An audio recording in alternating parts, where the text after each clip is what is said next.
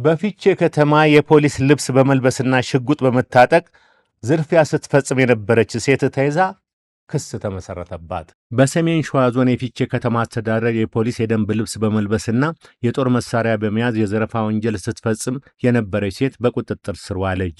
የፊቼ ከተማ ፖሊስ መምሪያ እንደገለጠው ተጠርጣሪያ የፖሊስ የደንብ ልብስ በመልበስና ሽጉጥ በመታጠቅ የተለያዩ የዘረፋ ወንጀሎችን ስትፈጽም ቆይታለች። የተለያዩ የንግድ ተቋማትን በመሄድ የዞን ፖሊስ መምሪያ አባል ነኝ፣ ገንዘብ ረስቼ ወጥቼ ነው በማለት የምትፈልገውን ከሱቅ ትወስዳለች።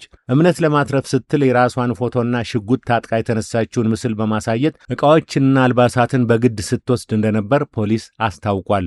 በሌላ በኩል ሌሊት ከሌሎች ተባባሪዎቿ ጋር በመሆን ሰዎችን በጦር መሳሪያ በማስፈራራት ስትዘርፍ እንደነበር ምርመራው አረጋግጧል።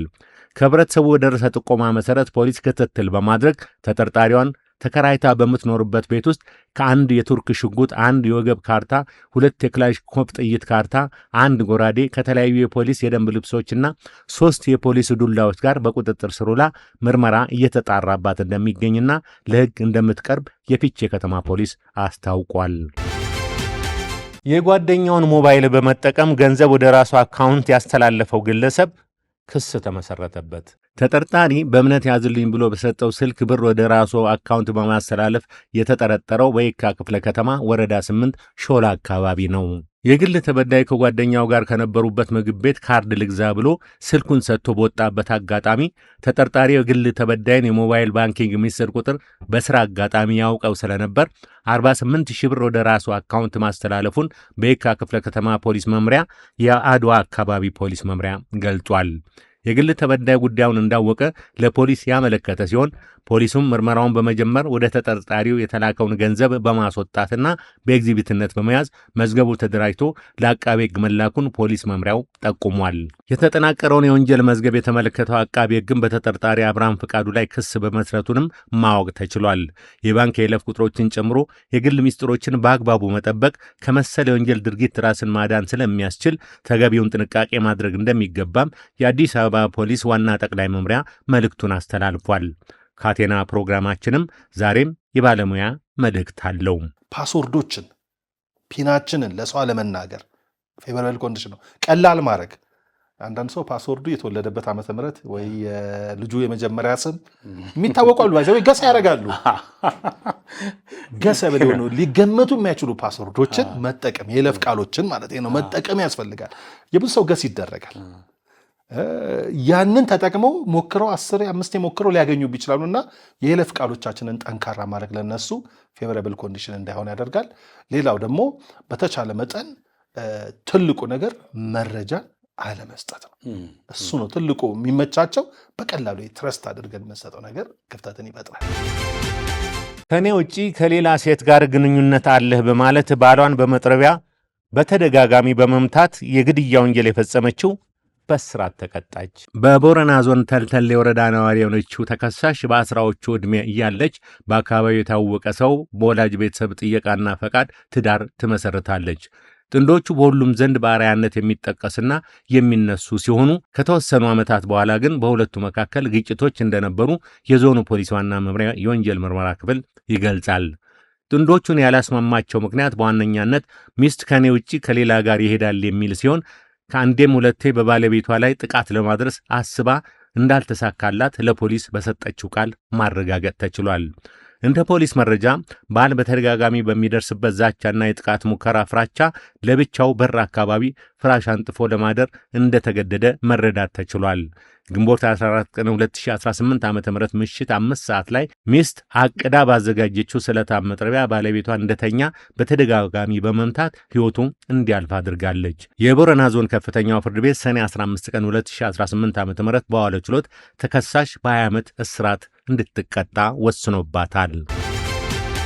የ3 ሳምንት ዕድሜ ያለውን የገዛ ልጇን አውሬ በቆፈረው ጉድጓድ ውስጥ በመጣል በአውሬ እንዲበላ ያደረገችው እናት በእስራት ተቀጣች። በጉራጌ ዞን እኖር ወረዳ ተከሳሽ ራህመት ሙዘሚል ነጃጋ ነውረኛነቷና ጨካኝነቷን በሚያሳይ መልኩ የ3 ዓመት ዕድሜ ያለውን የራሷን ጨቅላ ሕፃን ሰው ከማይደርስበት ስውር ጫካ ውስጥ ርቃ በመግባት አውሬ በቆፈረው ጉድጓድ ላይ ድምፁ እንኳን በማይሰማበት ሁኔታ ጭንቅላቱን ወደ ውስጥ በመዘቅዘቅ በለበሰችው ሻርፕ ጠቅልላ በመጣል በአውሬ እንዲበላና ሕይወቱ እንዲያልፍ ያደረገች በመሆኑ ሆን ብላ በፈጸመችው የከባድ የሰው መግደል ወንጀል ተከሳለች።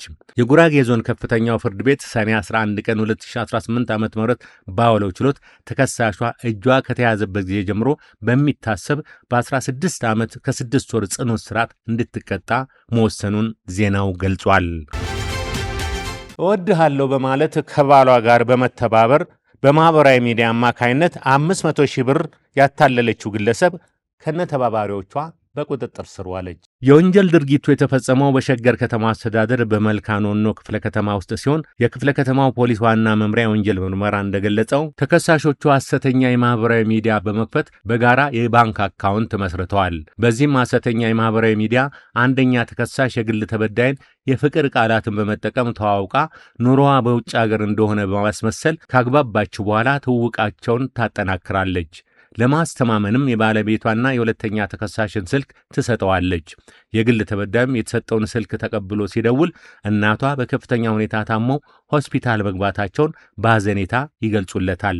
ተከሳሽም ነገ ልክልሃለሁ በማለት በሁለተኛ ተከሳሽና በባለቤቷ አካውንት በተከታታይ ቀናት 500 ሺህ ብር እንዲገባ አስደርጋለች። ክሱን የተመለከተው የመልካኖኖ ክፍለ ከተማ ፍርድ ቤትም ተከሳሾቹ በእስራትና በገንዘብ መቀጮ እንዲቀጡ መወሰኑ ገልጿል። በጎፋ ዞን በሃላ ከተማ አስተዳደር የ6 ወር ነፍሰ ጡር ባለቤቱን የገደለው ተከሳሽ ጀማል ሁሴን በሞት እንዲቀጣ መወሰኑን ፖሊስ አስታወቀም። ተከሳሹ በካፋ ዞን በሃላ ከተማ አስተዳደር ከባለቤቱ ጋር በነበረ የፍትሐ ብሔር ክስ ምክንያት ቂም በመያዝ በስለታም መሳሪያ በመውጋት ሕይወቷ እንዲያልፍ ማድረጉን የደቡብ ኢትዮጵያ ፖሊስ ኮሚሽን ሕዝብ ግንኙነት ገልጿል። ፍርድ ቤቱ የአቃቤ ሕግ ያቀረባቸውን የሰውና የሰነድ ማስረጃዎች ክሱን ከጥርጣሬ በላይ እንደሚያስረዱ በመግለጽ ተከሳሹ እንዲከላከል ብይን ሰጥቶ ነበር። ተከሳሹም የመከላከያ ማስረጃ የለኝም በማለቱ ፍርድ ቤቱ ጥፋተኛ ነህ ብሎ ወስኖበታል። በመጨረሻም ፍርድ ቤቱ የቅጣት አስተያየቶችን ከተቀበለ በኋላ ተከሳሹ በሞት እንዲቀጣ ውሳኔ ማስተላለፉን የደቡብ ኢትዮጵያ ፖሊስ ኮሚሽን ሕዝብ ግንኙነትና ገጽታ ግንባታ ዳይሬክተር ምክትል ኮማንደር አሸናፊ ኃይሌ ተናግረዋል። በቬኔዙዌላ በተከሰተው አስከፊ የመሬት መንቀጥቀጥ ሳቢያ በፈራረሱ ሕንፃዎች ፍርስራሽ ስር ለ6 ቀናት ተቀብሮ የነበረ የ3 ዓመት ሕፃን በሕይወት ተርፎ ተገኘ። ሕፃኑ የተገኘው በሰሜናዊ ላጓይራ ግዛት በሚገኝ የአፓርታማ ፍርስራሽ ውስጥ ሲሆን የጆርዳን የነፍስ አድን ቡድን አባላት በካሜራ ቴክኖሎጂ በመታገዝ ሊያወጡት ችለዋል። የሕፃኑ መትረፍ በሀገሪቱ ከፍተኛ ተስፋን የፈጠረ ሲሆን በአሁኑ ወቅት በካራካስ በሚገኝ የሕክምና ማዕከል ተወስዶ እርዳታ እየተደረገለት ይገኛል። በቬኔዙዌላ በ1 ደቂቃ ልዩነት ውስጥ ያናወጧት 2 እጅግ ኃይለኛ የመሬት መንቀጥቀጦች የሟቾችን ቁጥር 1943 ያደረሱ ሲሆን ከ10,500 በላይ ሰዎች ደግሞ የአካል ጉዳት ደርሶባቸዋል።